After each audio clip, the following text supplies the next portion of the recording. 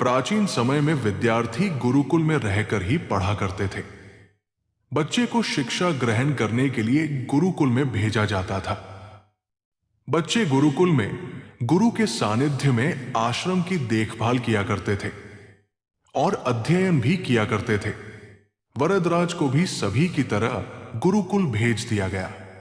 वहां आश्रम में अपने साथियों के साथ घुलने मिलने लगा, लेकिन वो पढ़ने में बहुत ही कमजोर था। गुरुजी की कोई भी बात उसके बहुत कम समझ में आती थी। इस कारण सभी के बीच वो उपहास का कारण बनता है।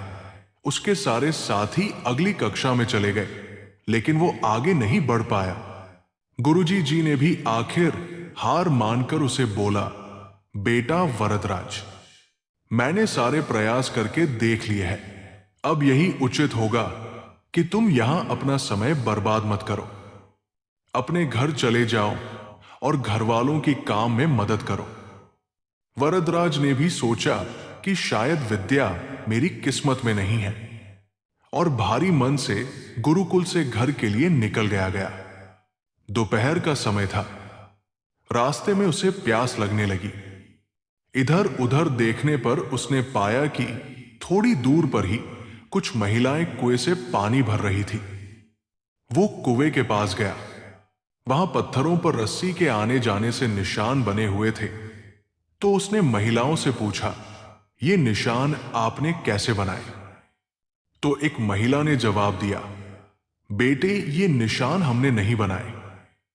ये तो पानी खींचते समय इस कोमल रस्सी के बार बार आने जाने से ठोस पत्थर पर भी ऐसे निशान बन गए हैं। वरदराज सोच में पड़ गया। उसने विचार किया कि जब एक कोमल से रस्सी के बार बार आने जाने से एक ठोस पत्थर पर गहरे निशान बन सकते हैं, तो निरंतर अभ्यास से मैं विद्या ग्रहण क्यों नहीं कर सकता? वरदराज ढेर सारे उत्साह के साथ वापस गुरुकुल आया और अथक कड़ी मेहनत की। गुरुजी ने भी खुश होकर भरपूर सहयोग किया। कुछ ही सालों बाद यही मंदबुद्धि बालक वरदराज आगे चलकर संस्कृत व्याकरण का महान विद्वान बना, जिसने लघु सिद्धांत कौमुदी, मध्य सिद्धांत कौमुदी, सार सिद्धांत कौमुदी, गीर्वाण पद मंजरी की रचना की। शिक्षा, मोरल, दोस्तों, अभ्यास की शक्ति का तो कहना ही क्या है। ये आपके हर सपने को पूरा करेगी। अभ्यास बहुत जरूरी है, चाहे वो खेल में हो या पढ़ाई में या किसी और चीज में। बिना अभ्यास के आप सफल नहीं हो सकते हो।